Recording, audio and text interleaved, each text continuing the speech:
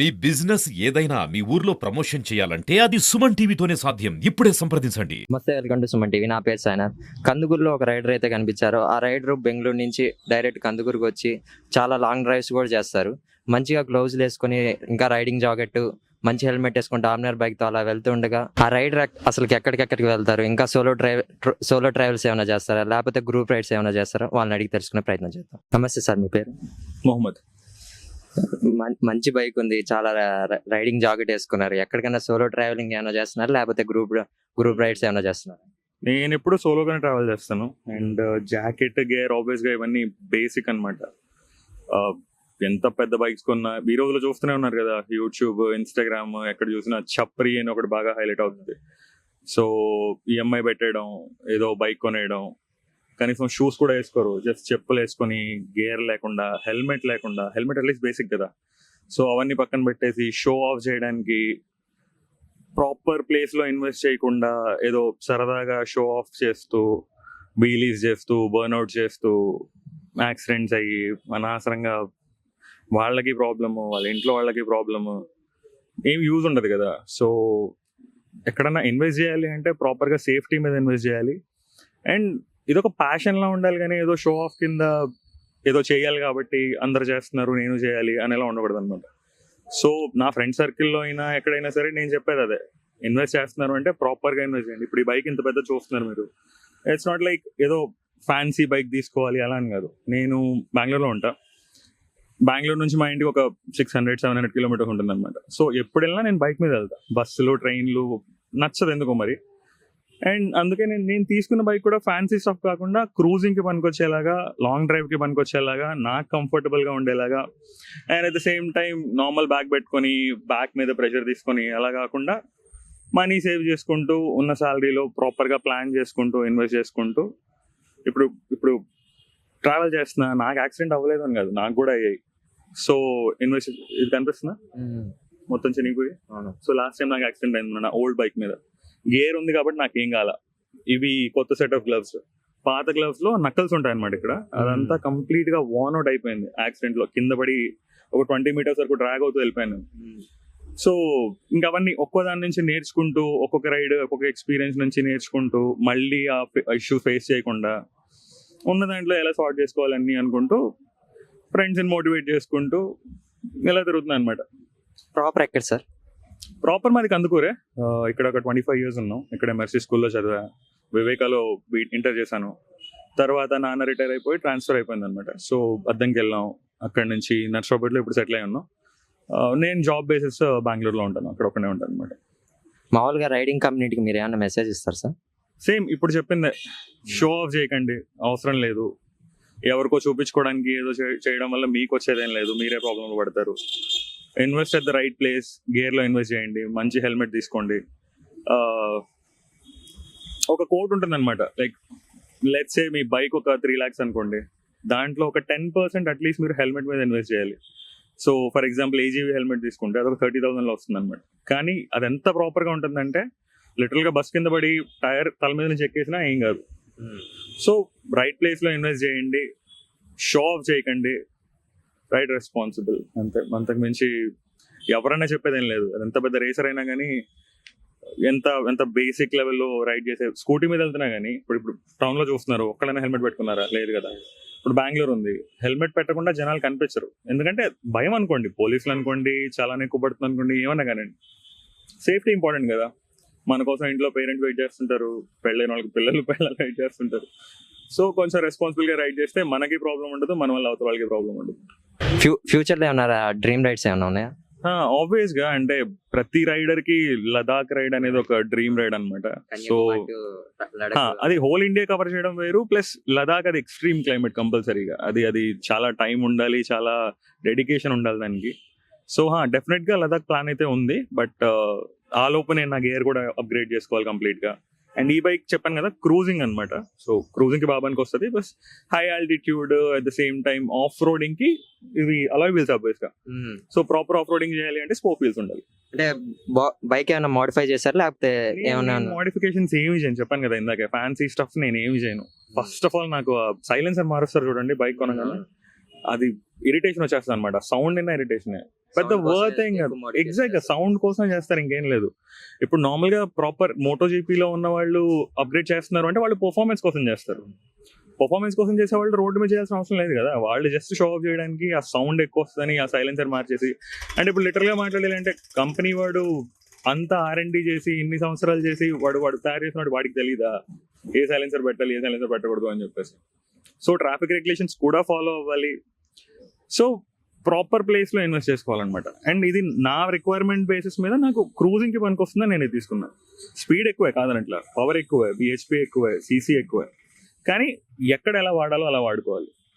Off roading వెళ్ళాలంటే దానికి separate bikes ఉన్నాయి. అలా అని డామినార్ వెళ్ళదని కాదు. డామినార్ లైక్ చాలా కన్సిస్టెంట్ బైక్ ఇది అండ్ చాలా డిపెండబుల్ మెషిన్ ఇది. చాలా ఫేమస్ కూడా డామినార్. ఫేమస్ కూడా. మీకు తెలుసుంటే ఒక ఒక ఒక ఆవిడ ఉన్నారు, నా పేరు గుర్తురాట్లు నాకు. ఆవిడ ఇండియా నుంచి ఆస్ట్రేలియా డామినార్ వేసుకుని వెళ్ళిపోయింది. సో ఆవిడ ఇన్పుట్స్ తీసుకొని ఈ అడ్వెంచర్ టూరర్ వర్షన్ రెడీ చేశారనమాట. సో మీకు ఇది కనిపిస్తే నేను మోడిఫై చేశాను అనిపించవచ్చు, బట్ ఇదంతా ప్రీఫిట్.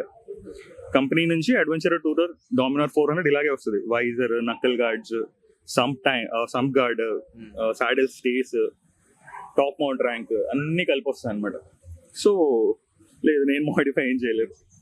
ఏమన్నా ఇన్స్పైర్ అయ్యి డామినార్ తీసుకున్నారు, లేకపోతే ఇంకా మీ మైండ్ లో ఇంకేమన్నా బైక్స్ కూడా ఉన్నాయా? ఇన్స్పైర్ అయ్యి తీసుకోలేదు. బేసిక్ ఏంటంటే నా రిక్వైర్మెంట్ ఏంటి అని చూసుకున్నాను. ఏం కావాలి ప్రెసెంట్. ఇంతకు ముందు నా దగ్గర యమహా FZ ఉండేది అనమాట. సో నేను లాంగ్ డ్రైవ్ చేసేటప్పుడు చాలా ఇబ్బంది అయిపోయేది. 150cc, బిహెచ్పి కూడా ఎక్కువ ఉండదు. సో 100 క్రాస్ చేసే టైంకి అది చాలా ఇబ్బంది పడేది bike. So same distance travel చేయడానికి నాకు ఎక్కువ టైం పట్టేది, ప్లస్ నేను స్ట్రెయిన్ అయ్యేవాడిని. And that was not meant for a long drive also. కాబట్టి నాకు పనికొచ్చేలాగా నా రిక్వైర్మెంట్ ఏంటి, నా బడ్జెట్ ఎంత అన్ని చూసుకొని, రిలయబుల్ మెషిన్ చూసుకొని రీసెర్చ్ చేసి అప్పుడు ఫిక్స్ అయ్యాను డామినార్. ఎందుకంటే ఇదే సెగ్మెంట్లో KTM 390 కూడా ఉంది. KTM 390కి వెళ్తే మీకు మహా అయితే వైజర్ వస్తుంది, నకల్ గార్డ్స్ వస్తాయి, but sump tank, sump guard, top mount track ఇవన్నీ అడిషనల్ యాక్సెసరీస్ కొనుక్కోవాలి మళ్ళీ సపరేట్గా. దానికి మళ్ళీ ఎక్కువ ఇన్వెస్ట్ చేయాలి. And at the same time KTM మీకు ఆల్మోస్ట్ 4,40,000 పడుతుండింది నాకు అదే టైంలో. రెండింటిలో సేమ్ ఇంజిన్ ఉంది అండ్ నేను కొంచెం బల్కీగా ఉన్నా. So KTM was not looking very good on me. So అదొక రిక్వైర్మెంట్ దీనికి వెళ్ళడానికి. అండ్ దీని తర్వాత మేబీ సూపర్ మీటర్ అనుకుంటున్నాను 650, లేదా చూద్దాం అప్పుడు లేదా ఏ బైక్ వస్తుంది. ఫ్యూచర్ లో ఏమన్నా కవాసాకి లేకపోతే హబుసా బైక్స్ ఏమన్నా తీసుకుంటారా? కవాసాకి Z900 ఉండింది, బట్ ఏమో మరి ఇప్పుడు కొంచెం ఆలోచిస్తే అనిపిస్తుంది అనమాట, 10 lakhs ప్లస్ బైక్ అవసరమా. And at the same time నా రిక్వైర్మెంట్ అది ఖచ్చితంగా మీట్ అవ్వదు. ఇంకేదో సూపర్ బైక్ ఓన్ చేయాలి అంటే ఓన్ చేయాలని తీసుకోవడమే, కానీ సిటీ రైడ్స్కి మనకు వస్తుంది అది. బట్ సిటీ రైడ్ నా ఫోటే కాదు, నేను లాంగ్ డ్రైవ్స్కి వెళ్తా, కన్వీనియంట్గా ఉండాలి. సో ఆ థాట్ డ్రాప్ చేస్తాను. ప్రెసెంట్ అయితే సూపర్ మీటర్ 650 అనుకుంటున్నాను. ప్రెసెంట్ ఇదే బైక్ ఉందా, లేకపోతే ఆఫ్ రోడ్ బైక్స్ ఏమైనా ఉన్నాయా? లేదు, ఇది ఒకటే బైక్ ఉంది. లాంగ్ డ్రైవ్ చేసేటప్పుడు ఏం క్యారీ చేస్తారు? గ్లౌజెస్ అయినా ఇంకా ఇంకేమైనా కూడా క్యారీ చేస్తారా? ఓకే, సో లాంగ్ డ్రైవ్ అనే కాదు, షార్ట్ రైడ్స్ అయినా, బ్రేక్ఫాస్ట్ రైడ్స్ అయినా సేఫ్టీ అనేది కంపల్సరీ. సో ప్రాపర్ హెల్మెట్ ఖచ్చితంగా ఉండాలి. అండ్ చెప్పాను కదా నా పాస్ట్ ఎక్స్పీరియన్స్, యాక్సిడెంట్ అయింది బ్లా బ్లా బ్లా. సో దాన్ని బేస్ చేసుకొని ఇవి riding shoes complete water proof అనమాట. సో వర్షం పడ్డ ప్రాబ్లం ఉండదు. అండ్ మెటల్ టో ఉంటుంది, ప్రాపర్ గేర్ ఉంటుంది అంతా. So feet protected already. ఇవి నీ గార్డ్స్, లెవెల్ 2 ప్రొటెక్షన్. సో కింద పడ్డ దీనికి ఏం కాదు. జాకెట్ ఆల్రెడీ ఉంది, ఎల్బో ప్యాడ్స్ ఉన్నాయి, షోల్డర్ ప్యాడ్స్ ఉన్నాయి, బ్యాక్ లో సపోర్ట్ ఉంది. So almost set. ఇంకా ఇవి వచ్చేసి గాంట్లెట్స్ అంటారు అనమాట. నార్మల్ రైడింగ్ గ్లవ్స్ కాకుండా, నార్మల్ రైడింగ్ గ్లవ్ ఏంటంటే మీకు రెస్ట్ వరకే ప్రొటెక్షన్ వస్తుంది. ఈ గాంట్లెట్ లో దీని వల్ల కంప్లీట్ హ్యాండ్ అంతా ప్రొటెక్ట్ అవుతుంది. హెల్మెట్ ఆబ్వియస్ గా ఉంది. ఇది కాకుండా వేరే హెల్మెట్ కూడా ఉంది SMK, కాకపోతే అది సిటీ వరకు యూజ్ చేస్తాను. దీనికి ఏంటంటే వైజర్ వస్తుంది అనమాట ముందు. సో ఎండ డైరెక్ట్ గా కళ్ళ మీద పడకుండా అదొక సేఫ్టీ. నైట్ కూడా ఏమన్నా రక్షణ ఉంటుందా ఈ హెల్మెట్ కంటే? విజిబుల్ బాగుంటుందా? నేను అందుకే మళ్ళీ ఇది ఇంకో ఫ్యాన్సీ స్టఫ్ అనమాట. జస్ట్ ప్లెయిన్ ట్రాన్స్పరెంట్ వైజర్ అంతే. దీంట్లో మళ్ళీ డార్క్ వైజర్స్, రిఫ్లెక్టివ్ వైజర్స్ చాలా ఉంటాయి. అదొక తలనొప్పి అనమాట. అది అంత అవసరం లేదు. మళ్ళీ ఫ్యూచర్ లో BSY లెక్కన డ్రీమ్ రైడ్స్ ఏమన్నా చేస్తారా? వరల్డ్ టూర్ లెక్కన? వరల్డ్ టూర్ అంత లేదు, బట్ మేబీ చూద్దాం టైం దొరికి. అంటే ఆబ్వియస్ గా ఇప్పుడున్న జాబ్స్ వీటి వల్ల మహా అయితే టైం దొరకదు ఒక వీకెండ్ అంతే. లేదు ఇంకేదైనా అకేషన్ ఉంది, ఫ్యామిలీని మీట్ అవ్వాలి అది ఇది అంటే మహా అయితే ఒక 1 week 10 days దొరుకుతుంది. సో ఇప్పుడు ఇందాక చెప్పాను కదా, లదాఖ్ అనుకుంటే అట్లీస్ట్ ఒక 25-30 days డెడికేట్ చేయాలన్నమాట. అండ్ లదాఖ్ వెళ్ళే వాళ్ళు మోస్ట్లీ ఏం చేస్తారంటే మనం ఎక్కడ ఉంటామో అక్కడ నుంచి ఢిల్లీకి బైక్ షిఫ్ట్ చేస్తారు. వీళ్ళు ఫ్లైట్లో వెళ్ళిపోతారు, లేకపోతే ట్రైన్లో వెళ్ళిపోతారు. ఢిల్లీ నుంచి స్టార్ట్ చేస్తారు రైడ్. లేదా సగం మంది ఏం చేస్తారు, అక్కడికి వెళ్ళి బైక్ హైర్ చేసుకుంటారు. సో నా డ్రీమ్ ఏంటంటే, ఒకవేళ నేను లదాఖ్కి వెళ్తే, ఇన్ కేస్ వెళ్తే, నేను బెంగళూరులో ఎక్కడ ఉంటానో అక్కడి నుంచి స్టార్ట్ అవుతాను. నేను నా బైక్ మీద స్టార్ట్ అవుతాను. సో దానికి ఆబ్వియస్గా నాకు అట్లీస్ట్ ఒక 1 month 2 months టైం కావాలి. So in between jobs switch అయ్యేటప్పుడు ఏమన్నా ఆప్షన్ ఉంటే ఖచ్చితంగా వెళ్తా. లేదు, టైం దొరుకుతుందా లేదా అని చూసుకోవాలన్నమాట. సో ఈలోపు జస్ట్ ఈ జాయ్ రైడ్స్, లేకపోతే ఒక 1 week వీకెండ్ రైడ్స్. చెప్పాను కదా, నేను ఫోటోగ్రఫీ కూడా చేస్తాను అనమాట. సో ఎప్పుడైనా వీకెండ్ దొరికితే కెమెరా బ్యాగ్ వేసుకోవడం, బైక్ తీసుకోవడం. బెంగళూరు చుట్టుపక్కల చాలా ఉన్నాయి, బండిపూర్ అనేసి, లేకపోతే ఏదైనా బర్డ్ శాంక్చురీ అనేసి. ఇక్కడ నేను గుంటూరులో ఉన్నప్పుడు కూడా, నర్సపేటలో ఉన్నప్పుడు కూడా పక్కన ఉప్పలపాడు అని ఒక బర్డ్ శాంక్చురీ ఉండేది. చాలా అండర్ రేటెడ్ అనమాట, నాకు తెలిసి చాలా మందికి తెలియకపోవచ్చు కూడా, కానీ చాలా బాగుంటుంది అది. లైక్ ఫోటోగ్రఫర్స్ ప్రాక్టీస్ చేసుకోవడానికి చాలా బాగుంటుంది, ఫ్యామిలీని తీసుకెళ్ళచ్చు.